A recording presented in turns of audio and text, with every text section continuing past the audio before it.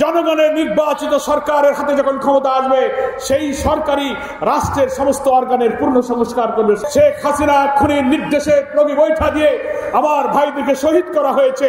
অন্তর্বর্তীকালীন সরকার ক্ষমতায় এসেছেন, তার দায়িত্ব দেশ শাসন করা নয়। অন্তর্বর্তীকালীন সরকারের প্রধানকে আমি অনুরোধ করব, আপনার ভয় পাওয়ার কিছু নেই, অনীহ হওয়ার কিছু নেই।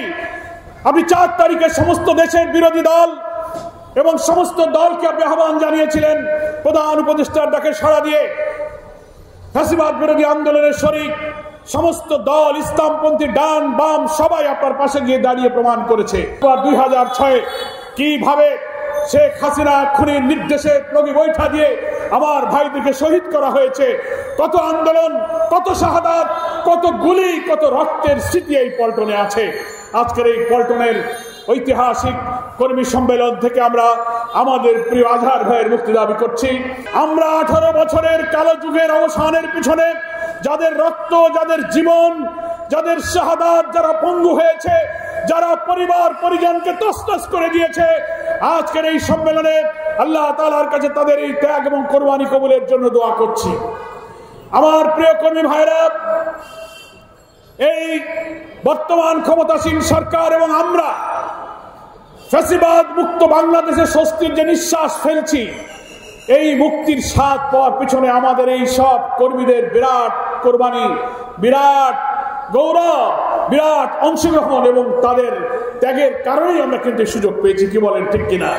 ফলে তাদের এই রক্তদান, তাদের এই ত্যাগ, তাদের এই জীবন দানের করে তারা আমাদের কাছে ঋণী করে রেখে গেছেন। তাদের দায় শেষ করার জন্য আমাদেরকে কিছু দায়িত্ব পালন করতে হবে।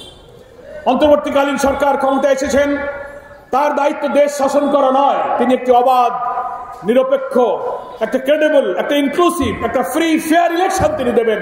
কিন্তু সেই ইলেকশন দিতে অহেতুক বিলম্ব করার মধ্য দিয়ে দিল্লিতে বসে যারা ষড়যন্ত্র করছেন, আন্তর্জাতিক সমস্ত আইন লঙ্ঘন করে একজন পলাতক খুনের আসামিকে যারা আশ্রয় দিয়েছেন, যারা অডিও ভিডিও বক্তব্য দিয়ে আমার দেশের অখণ্ডতার বিরুদ্ধে ষড়যন্ত্র করছেন, তার বিরুদ্ধে অন্তর্বর্তীকালীন সরকারকে আইনি পদক্ষেপ নেওয়ার জন্য আমরা আহ্বান জানাই। এবং আজকে আমার সোনার ছেলেদের রক্তের বিনিময়ে অর্জিত নতুন বাংলাদেশে তাদের ত্যাগ এবং রক্তের ঋণ শোধ করার জন্য অন্তর্বর্তীকালীন সরকারকে আমরা বলবো, অবাধ নিরপেক্ষ নির্বাচনের জন্য সমস্ত রাষ্ট্রযন্ত্রের সমস্ত অর্গানে পচন ধরেছে, দলীয়করণ, দুর্নীতি খেয়ে ফেলেছে আমাদের।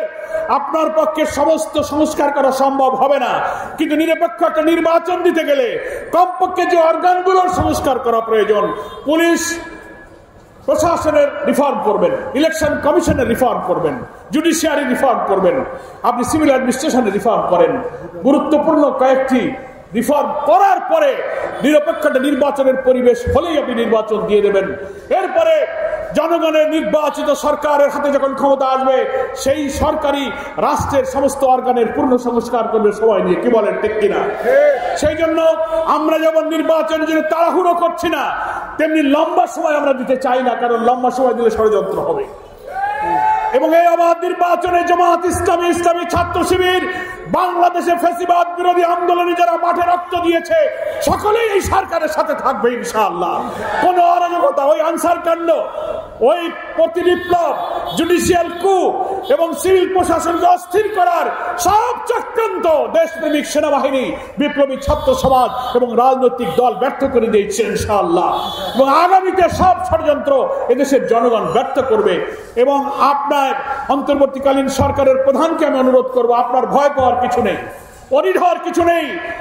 আপনি 4 তারিখে সমস্ত দেশের বিরোধী দল এবং সমস্ত দলকে আপনি আহ্বান জানিয়েছিলেন, প্রধান উপদেষ্টার ডাকে সাড়া দিয়ে ফ্যাসিবাদ বিরোধী আন্দোলনের শরিক সমস্ত দল, ইসলামপন্থী ডান বাম সবাই আপনার পাশে গিয়ে দাঁড়িয়ে প্রমাণ করেছে। সারা দুনিয়া দেখেছে যে আপনার পাশে বাংলাদেশ আছে। কেন আপনি ভয় করবেন? আপনি শক্ত হন, দৃঢ় হন। প্রশাসনের অভ্যন্তরে লুকিয়ে থাকা ফ্যাসিবাদের দোষরদেরকে বিদায় করে দিয়ে পরিচ্ছন্ন প্রশাসন করে নির্বাচনের দিকে আপনি চলে যান, জনগণ আপনার পাশে থাকবে।